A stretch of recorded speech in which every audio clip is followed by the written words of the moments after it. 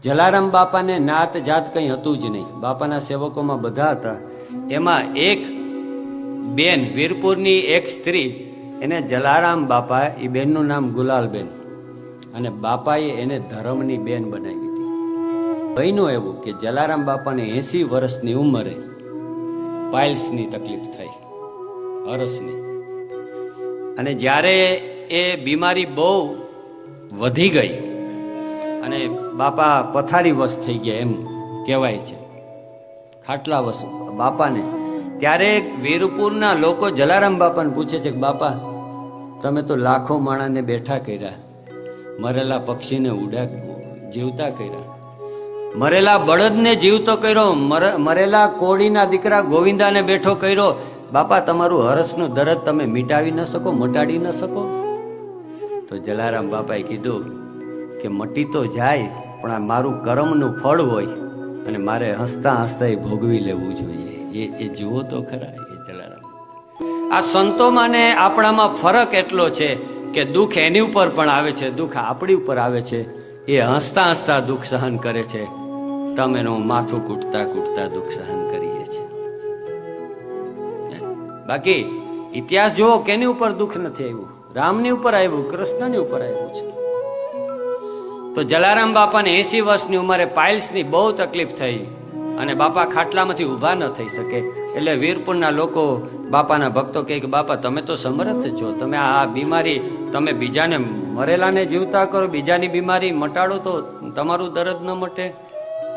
તો બાપાએ કીધું કે ના ના, આ કર્મનું હોય એ ભોગવી લેવું. એટલે બાપાએ પોતાની ઈચ્છાથી એ બીમારી ન મટાડી. તો પૂછ્યું કે બાપા, તમે સદાવ્રત ચાલુ કર્યું તો તમને કંઈક થશે, તો આ સદાવ્રતનું શું થશે? અને ત્યારે બાપાએ શું જવાબ આપ્યો? એણે કીધું કે મૂંઝાવ શું કામ, હાથી જીવતા લાખનો, મર્યા પછી 1.25 લાખનો.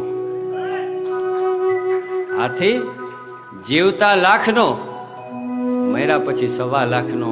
તમે એમ માનો છો કે એ પછી તો મારી શક્તિ વધશે? એ જલારામ બાપા અગાઉથી કહીને ગયા.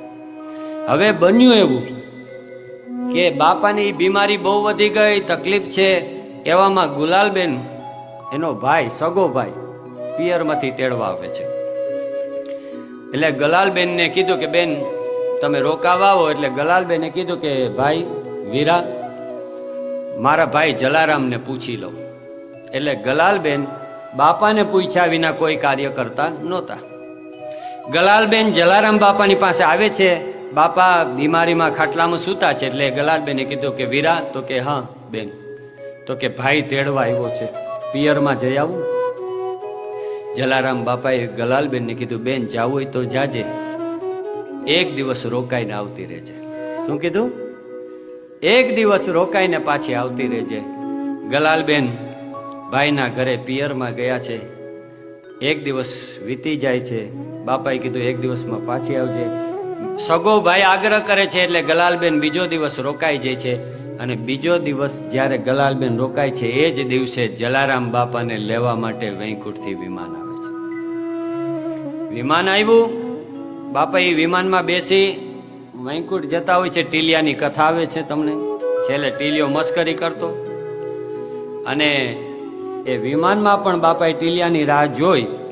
પણ જ્યારે બાપાનું એ વિમાન ચાલ્યું ગયું તો ગલાલબેન જે મોડા થઈ ગયા, બીજા દિવસે આવતા હતા અને એ ચાલીને તડકામાં આવતા હતા. એટલે જલારામ બાપાને એમ થયું કે મારી બેન તરસી હશે તડકાની, તો હું એને પાણી પીવડાવવા જાઉં. આ બાજુ બાપા દેહ છોડી દીધો છે, પણ ગલાલબેનને એવું દેખાણું કે જલારામ બાપા હાથમાં પાણી લઈને સામે આવે છે. અને ગલાલબેનને આશ્ચર્ય થયું. જ્યારે જલારામ બાપા પાણી લઈને ગલાલબેન પાસે આવ્યા એટલે ગલાલબેન પૂછે કે વીરા, તને તો બહુ, તું તો બીમાર છે, તું ખાટલામાં? તો કે હા, અત્યારે સારું છે બેન, મને એમ થયું કે મારી બેન ચાલીને તડકામાં આવે ને તરસ લાગી હશે, એને હું પાણી પીવડાવી દઉં. લે બેન પાણી પી. જલારામ બાપાએ ગલાલબેનને પાણી પીવડાવ્યું. ગલાલબેન અને જલારામ બાપા બે ચાલતા ચાલતા આવે છે. એવામાં વીરપુરનો એક બીજો ખેડૂ, એનું નામ છે કચરા ભગત. એટલે જલારામ બાપાએ કચરા ભગત જે ખેતરમાં કામ કરતો હતો એને કીધું, કચરા ભાઈ હાલ વીરપુર હવે.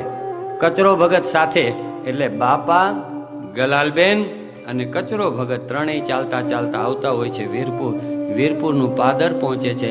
જલારામ બાપાએ ગલાલબેનને કીધું કે બેન, હવે તમે ધીમે ધીમે આવજો, સાંજ પડી ગઈ, મુંડિયા રાહ જોતા હશે. એટલે સદાવ્રતમાં જમવાવાળા આવી ગયા હશે, મારી રાહ જોતા હશે, હું પગ ઉપાડું એટલે હું ઝડપથી આશ્રમમાં પહોંચું છું. ગલાલબેને કીધું ભલે ભાઈ, જેવી તારી ઈચ્છા. અને એવી રીતે જલારામ બાપા ઝડપથી વીરપુરના પાદરથી ચાલવા લાગ્યા. ગલાલબેન, કચરાભાઈ બંને વાતો કરતા કરતા આવે છે. ગામના પાદરે આવીને જોયું, ગામમાં કોઈનું મરણ થયું છે, લાકડા ઉપર એનો અગ્નિ સંસ્કાર થાય છે. ગલાલબેનને આશ્ચર્ય થયું. એણે પૂછ્યું ગામના લોકોને કે આપણા વીરપુરમાં કોણ ગુજરી ગયું? એક ભાઈએ જવાબ આપ્યો, બેન તને ખબર નથી, આપણા જલા ભગત આપણને છોડીને વયા ગયા છે. આ બાજુ બાપાએ દેહ છોડી દીધો, આ બાજુ એ દેહ છોડ્યા પછી પણ પોતાની ધર્મની માનેલી બેનને પાણી પીવડાવ્યું છે જલારામ બાપા. તો કીધું કે આ તને ખબર નથી, આ તો આપણા જલા ભગત ચાલ્યા ગયા. ગલાલબેન કહે કે બને જ નહીં, હમણાં તો મારો ભાઈ, મારો વીરો મને પાણી પીવડાવવા આવેલો. તો કે હોય નહીં, તો કે આ કચરો ભાઈ સાથે. અને ત્યારે ગલાલબેને એક નાળિયેર મંગાવ્યું અને કીધું કે હે જલ્યાણ, હે જલા ભગત, હે વીરા, તે દેહ છોડી દીધા પછી પણ તારી બેનનું ધ્યાન રાખ્યું, એને પાણી પીવડાવ્યું છે. અને ગલાલબેને 4 પ્રદક્ષિણા કરી અને બાપાનો જે અગ્નિ સંસ્કાર થતો તો એમાં નાળિયેર હોમ્યું છે. આ જલારામ બાપા છે. એક વખત તમે જલારામ બાપાને કોઈ પણ સંબંધથી જોડો. આમ તો આપણે બાપા કહીએ એટલે બાપ છે. તમને જે પણ રૂપ ગમતો હોય તમે એ સંબંધથી જલારામને જોડી